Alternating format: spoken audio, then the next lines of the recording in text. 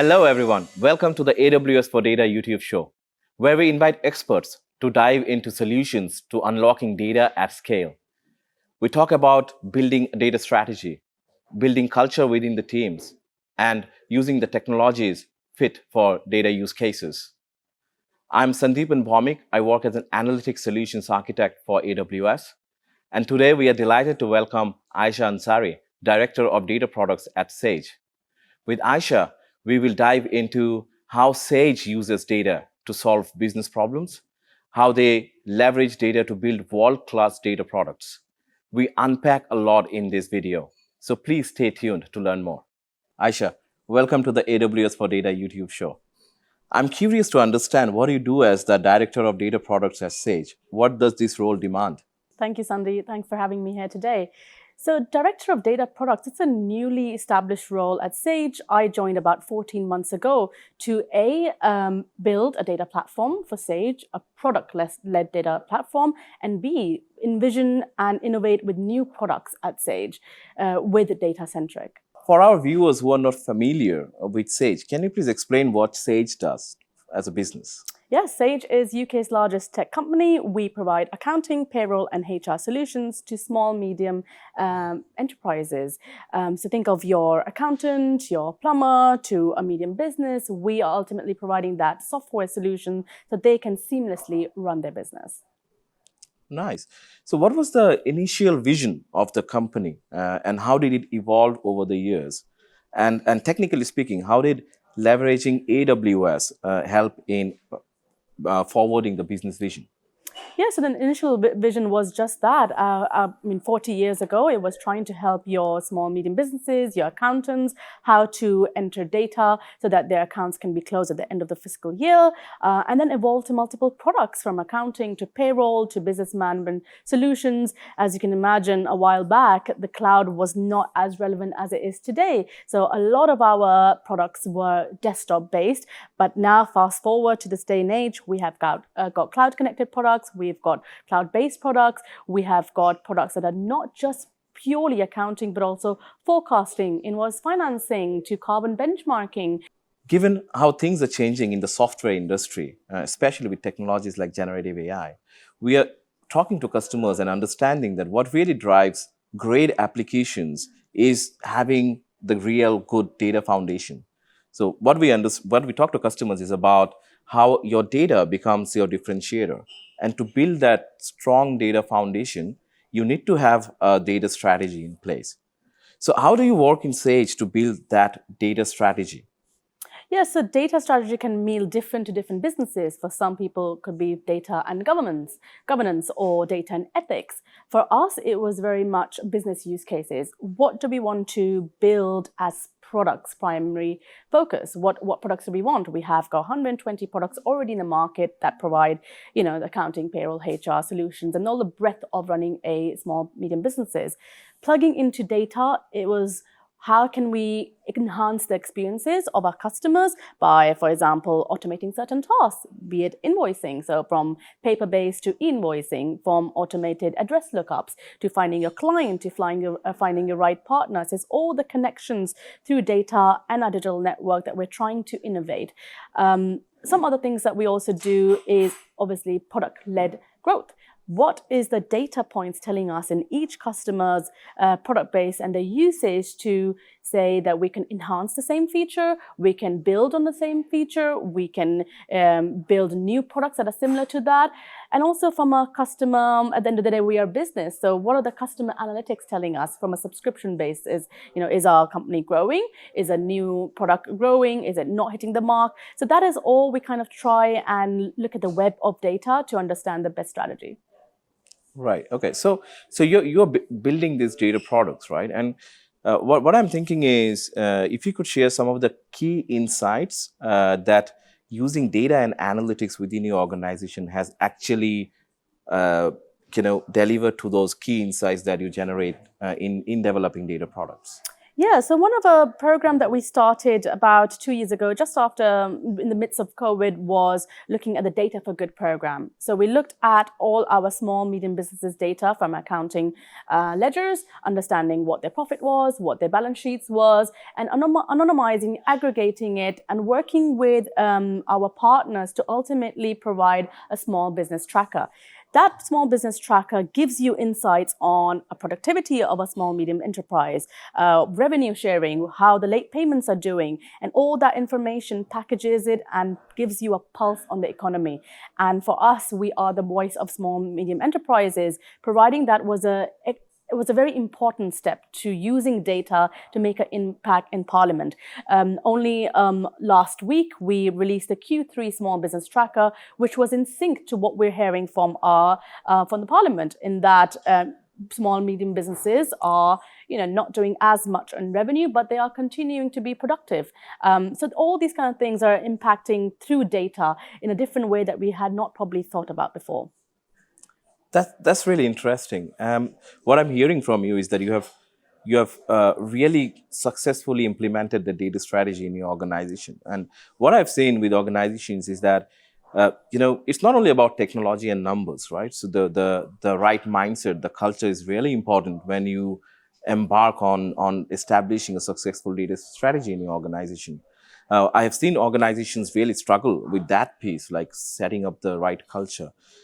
How do you ensure that you build this data-centric mindset in your team and make sure that decisions are made based on data? There is data literacy in the team. What challenges have you faced in setting this up, and how did you overcome them? Yeah, so first of all, looking at the internal talent we have, do we need to upscale them from a technology perspective? Is there something else on AWS or other partners? What do they want to learn from a vision perspective? So looking at setting the vision for our team, that was the first and foremost, to see what is a data product and where are the software engineers and architects going to help us in the future, be it a data for good program, be it data analytics or providing directories. So that was the first challenge for us, to get the team on a one single mission. And then secondly, and sometimes more challenging, is the wider organization, who are used to doing certain things in their own business units, but now trying to explain to them what is data, what is a data strategy, what are data products, and bringing it together. And the only way we can really help visualize senior leaders is providing POCs, is going away for a couple of months' time, using the data, building a new product, basic level, and showing that what is the art of the possible with this data. So that has really helped us to go in a very agile manner. You have a small business use case, use technologies that are upcoming, and then provide it back to the leaders who may not have thought of this in a way that we are thinking. Oh, that's really useful information. I'm pretty sure that businesses who are just starting out and viewers who are watching this video will really get some really good insights from what you have just stated. Now, you did talk about data products, like creating these data products. You gave some examples. I just wanted to expand on it a little bit and understand if you could use an example to just give us more depth into understanding what a data product really is. And how does that help customers when you provide data as a product? Mm-hmm.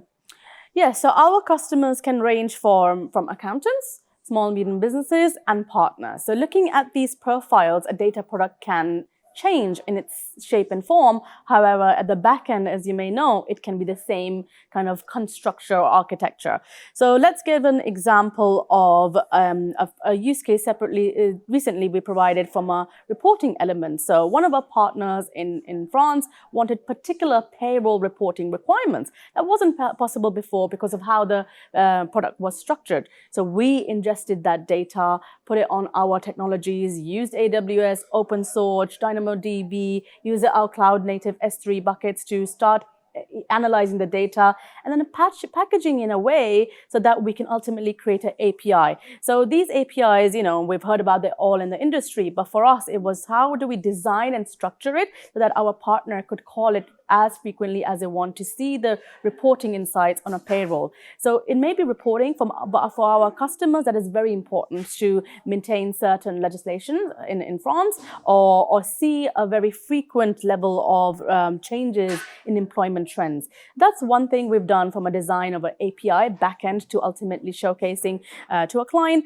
The other things that we've done is in-product data and data products. So you may not realize this, but within our products, you may be already engaging with a data product. So for example, address lookup or accountant's directory, all of this at the back end is powered by streams and streams of data coming from different sources. So we ingest that, package that, and only retrieve it to our client in product where it helps their customer experience. Right. So what I gather from that response is having a data product is not only about like sharing raw data assets with your customers, but it's also about like packaging it with the right meta information and then sharing it as API so the customers can hook onto those APIs and call or subscribe to the data on demand, right? So is that what really helps? Is that what you're seeing with your customers, like in terms of customer demand, that they want to hook onto our APIs and call these data products? So not necessarily. So as I mentioned, our customers can be different personas. Some could be developers, some could be the end clients. So depending on what data product they might need. So they may not realize this, but hooking to an API is essentially a data product behind the scenes. But what they see is an API. For other customers, there could be a dashboard, a particular dashboard to show benchmarking trends or the data for good trends that we're seeing to see how employment is changing or productivity is changing. And then more and more recently with the generative AI buzz, it's how about making this data more accessible. Some customers would like to play with generative AI. For some, they are unsure. But what we're trying to do, that the same data platform can, as a foundation layer, serve many sort of fronts of data products. API, dashboards, AI, chatbots, features within product, any UI, UX. So that is the key thing. Behind the scenes is a strong foundation we need, but upfront is the data product can look and feel different according to the persona. That's really interesting. So it's not only about having an API delivery mechanism, but depending on the customer and what their needs are, you can have different kinds of mechanisms to deliver the data to customers, right? So you mentioned about sharing dashboards. Like, I have seen customers using Amazon QuickSight embedded analytics, where you can embed a dashboard on the customer's web portal, and that becomes a delivery mechanism for the underlying data product. So I can visualize it on how it can work. Just on QuickSight, actually, we have recently been using QuickSight from Amazon from internal data analytics. So recently we have launched a accountants directory portal that was launched in October for accountants and just last week for small medium enterprises. And we wanted to understand a new product like this in the UK. What is the pulse in the market? Are accountants interested? Are SMEs interested? What's the upscale? And with these technologies built on different platforms, we actually use QuickSight to see the trend on day 1 of accountants being onboarded to day 6 of where the onboarding has dropped or decreased. So I think that was a good plug and play for us. The quick insights from launch to understanding the trend analysis. I just wanted to talk about this, so data product lifecycle management, right? So obviously you're building these data products. There should be a product management lifecycle, if you like, in the background. And that means that you would use some sort of analytics to understand how to improve these data products. What would be the roadmap in terms of introducing new features into these products? Do you do that in your organization? Do you use data to kind of inform these product roadmap insights, if you like? And if you do that, like how does that help you? Absolutely. So there's twofold. One is the feedback mechanism. So things such as, interacting with a customer on a thumbs up, thumbs down, or Pendo feedback, what customers like or not. Sometimes you get a lot of insight, sometimes you don't. So that's one element. The other element is understanding the trend of our industry. So a lot of sort of macroeconomics on where our small, medium businesses are going. So that's what we've realized in the data, especially in the Data for Good program, that, access to finance is a very very topical subject at the moment, especially in the current environment. So we are trying to then use that information on where our clients are struggling, be it access to finance, productivity, hiring, interest rates, and what are the products that we can build that will help their journey to run their businesses smoothly. So that's one thing definitely coming on our roadmap, to think about accessible finance through invoice financing or business loans, or how can we help this easy for our customers to grow their business. And of course, from feature analytics to, trying to understand from a customer interaction basis, from software to customer, has they delighted basically a customer or not a certain feature? Can we improve it? So certainly that helps our roadmap to refine, because ultimately we listen to our customers, and this is where we like to grow our products. So, can you share an example of where using data and analytics has dramatically changed the way you were developing a data product, or changed the direction? Like you learned something new and you could actually steer towards a new direction, or pivot towards a new direction when you're developing a data product? Yeah, so one example was the accounting benchmarking solution. So we were looking to provide some insights to our clients on, same kind of business, same turnover, same industry, and how we can benchmark their performance to other businesses. However, when we got some feedback from our internal subject matter experts and externally, I think the market wasn't ready for this kind of benchmarking product. So we pivoted the same data product to carbon benchmarking. And especially right now, there's a lot of focus on sustainability, carbon footprints, etc. And a lot of our partner clients were interested in this kind of benchmarking product. So same mechanism of comparing business to business, but more from a carbon footprint. So that was one element that we kind of pivoted. And that's what happens in a product journey. You learn, you pivot, and you understand and apply the same logic maybe, or differentiated logic to a new product. The second example was the Accountants Directory, which we launched which we launched a couple of months ago for accountants. And there was a lot of raft of activity when to launch that. We acquired a number of accountants. However, we noticed through actually our QuickSight dashboards that there were about 120 accountants with incomplete profiles. So that was one data insight that we said, clearly the accountants are interested, or users are interested in this directory, but they're not kind of finishing the whole user experience. This, we learned from that. We understood from, again, our product marketing team, from our clients, on why is this journey being stopped, from onboarding to completion.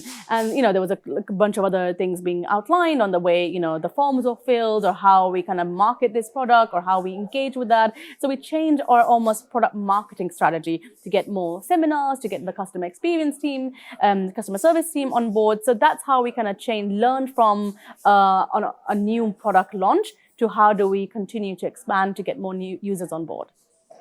Interesting. So what I understand is, like, to make these kind of decisions, right, so where you pivot to another direction. Yes, the business decision is one thing, but what you really need is supportive technology in the background to be able to quickly steer towards a different direction, maybe choose new products or services that would help you to develop the new product that you're thinking about, right? And when it comes to technology, obviously cloud brings a lot of agility that you can really change directions quickly. But what I've seen is that this space, the data and analytics space, in terms of tools and services, is huge. And you see lots of tools and services in the market. Now, when we talk to customers, we advise them that, work backwards from the strategy, understand what technology and tools and services would be the right fit for your use cases. In your case, how do you make these choices in terms of technology and the tools and services that you use, and what factors really drive your decisions towards that? Yeah, so we always go back to the business strategy as well. So looking what the business wants to uncover from a new data product, and then we try and build a quick POC or a quick MVP to see what technologies we already have to play with in our toolbox and provide back with it. Only when we realize that yes, it's working or there's demand, we then go back with our architecture team to even further make it robust through the layers there that we need to refine with. it. So it all depends on the kind of use case. Is it analytics? Do we use QuickSight? Do we use other technologies? Do we bring it mixture together?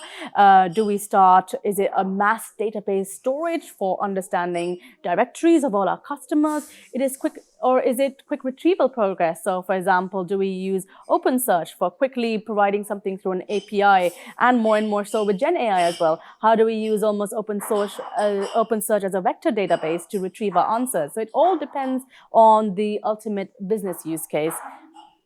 I work with customers a lot where we help customers identify the right tools and services that they could use. And it really is an interesting field when it comes to data and analytics because, it's so wide, as I mentioned. And what I've seen in the recent years, especially the last year after generative AI came into being, is that the pace of change in the software industry has really, it has taken off. It has accelerated so much, and with these rapidly evolving technologies, like generative AI, it is also making businesses move directions or adopt to new frameworks of working. How did that bring changes to your business or the team that you work with? If you can shed some light on that, that would be great. Yeah, I think just the framing of a data product and a data and digital business unit, that was obviously a new educative task we had to do for the team, that what our vision is. And as you can imagine, leading teams, they want to know the North Star. Where are we going with this? What will it ultimately help within our product, within our web teams, within our chatbots? That is kind of the strategy that we look through. So those were some of the challenges to defining the North Star for data product, because data product can be many, and we see it in a consumer's life cycle as well, in our pockets, whether it's mobile banking, trying to see confirmation of pay, or through your credit scores. The data products live and breathe everywhere. It's just defining them, and through storytelling, you can understand what a data product is, give it back to your educate your teams, but also educate your customers that what you're developing is something accessible for the clients. Right. So, looking into the future, maybe thinking about long term as well, where do you see your company's data strategy evolve with these, changes in technology, and what excites you most in this regard? Yeah, so I think the last 15 months have been a very busy period for us. It was all about laying the foundation from platform, technology to talent. And now kind of, fast forward a year, we're at that place where I can say that we have the architecture in place. We know the foundations are set, and we can now embark on quick delivery. So it's all about shipping for us. And that makes me excited as a product person. What can I ship next? What's coming up over the next quarter? And we've got a couple of things already lined up. So yeah, it's just trying to understand how can data help business problems that we never thought of solving before, whether it's within an in-product experience, getting seamless experiences for our clients so that it's not a software that is clunky, takes lots and lots of man hours to produce, but it is on the click, on demand to help an accountant or small, medium businesses. But also trying to make it more accessible. Large sets of data, when provided to our partners, can ultimately grow businesses. So that's what excites me, that the foundation is led now, and we can quickly deliver iterations. And it's always for us, the MVP, the phase one, launch that, learn, redevelop, enhance, and launch again. So that's the kind of the journey that I'm really excited about. That's really exciting, and we are happy to be part of Sage as AWS, helping you with the technology and helping with the tools and services that you can use for leveraging and making these huge business decisions with data. All right. Ayesha, thank you very much for joining us in this interview. Really like the insights that you have shared in terms of how you make decisions in making data products, the different delivery mechanisms that you use, how you use data to make product decisions. It's really interesting. Is there something that you would want to share for our viewers? Something that is in your mind, or any comment that you want to make? Yeah, I guess if anyone's on this journey of data and digital products, sort of, start to get on the journey, there will be many failures. We've had many failures, but that's part of the journey. You fail, but you fail fast and you learn from that. And yeah, data is the new asset, really. It's a new currency to really grow your own company and your clients. So I would say just get on with it. Don't be afraid to fail. Absolutely. And finally, where would our viewers be able to keep up with the progress of Sage and get in touch with you if they wanted to? Yeah, sure. So our LinkedIn social media channels, you can contact us there, myself as well. Happy to kind of answer any questions. And also our website, that keeps on evolving with the products and outlining new features. Ayesha, thank you very much for joining us. Thank you everyone for watching this video. I hope you have learned a lot from this video. We'll see you in our next episode. Bye-bye.